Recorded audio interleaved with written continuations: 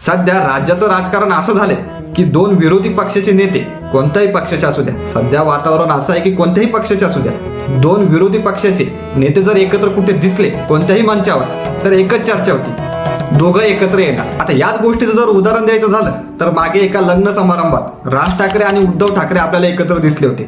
लगेच माध्यमांमध्ये लगेच चर्चा सुरू झाली की मनसे आणि उद्धव ठाकरे यांचा पक्ष एकत्र येणार आहे.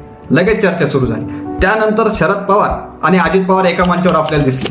परत माध्यमांमध्ये चर्चा सुरू झाली की शरद पवार आणि अजित पवार एकत्र येणार. कधी चर्चा होते की एकनाथ शिंदे आणि उद्धव ठाकरे एकत्र येणार.